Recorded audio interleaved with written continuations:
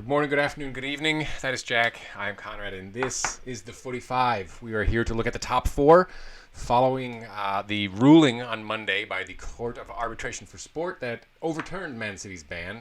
That means there are now two spots left for Champions League positions in Premier League football. Liverpool, by virtue of winning the title, are guaranteed that first spot. Manchester City have an unassailable second place spot. Nobody can catch them.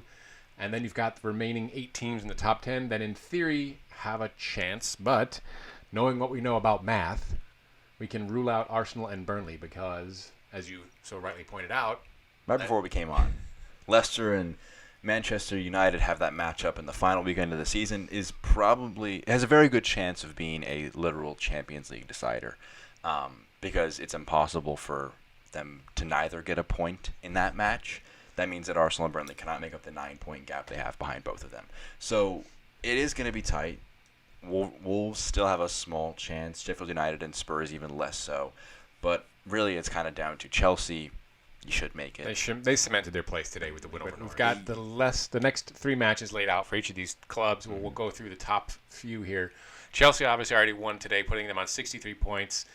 And then you've got a couple of head-to-head matchups. Crystal Palace, oddly enough, have a lot to say in the final 3 matches. They play 3 of these teams. In the final. Leicester have probably the toughest run. Oh yeah, by far. Of all of them. The home to Sheffield United. Sheffield United have, as a newly promoted club, even if they end up in 8th spot, you got to say that's a heck of a season. Even if they fall to 10th, I would say it's still way beyond expectations. We had them, I think, relegated. I got to go back and look. I'm gonna say no. I didn't have them relegated. Yeah, neither did I. We believed in Chris Wilder's men, but obviously they've had a phenomenal season. They're gonna want to try and finish it off strong.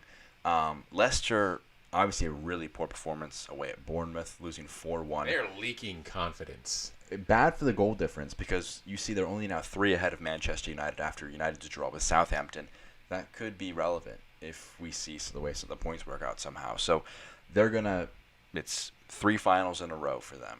For all these teams that you have to have that mentality for every match for the rest of the season. All right, let's look at Chelsea's situation. They obviously coming off the 1-0 win. They've got away at Liverpool and then home to Wolves. 538 has them an 81% chance to win. We actually are in agreement on most of these matches. Mm-hmm.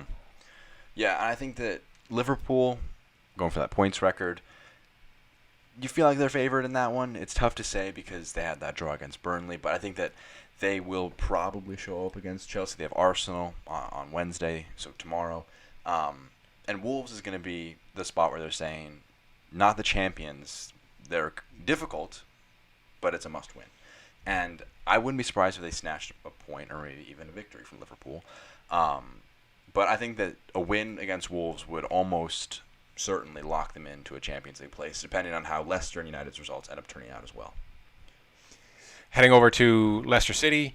Again, this team is, as I said, leaking confidence down the stretch. They just do not look like the club that was playing world beater football before the pandemic break.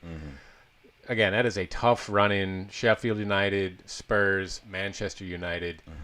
We don't have it going all that well for City. We've got them 1 win, 2 losses. Yeah, and I think that Mourinho has got his side just scraping points right now. And I think that they will pick up the win against Sheffield, who are also leaking confidence after the return to football.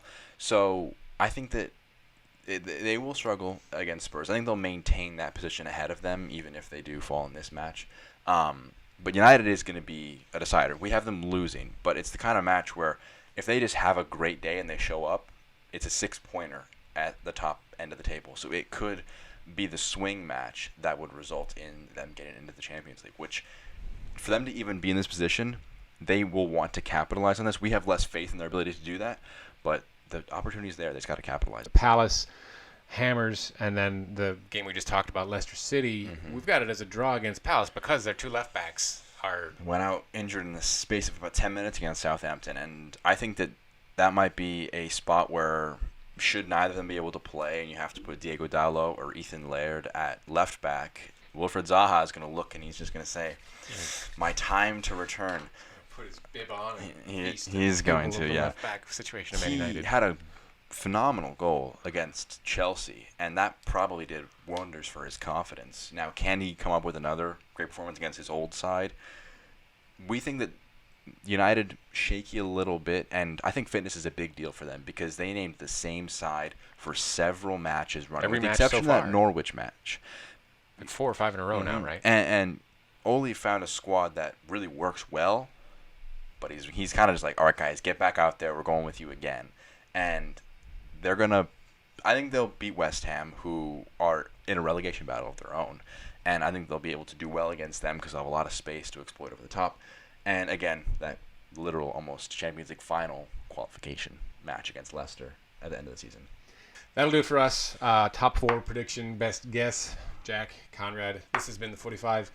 Like us on Twitter. Like, subscribe, all that nonsense. Give us some comments. Say hello. Tell us what you think. We appreciate it. Take care now.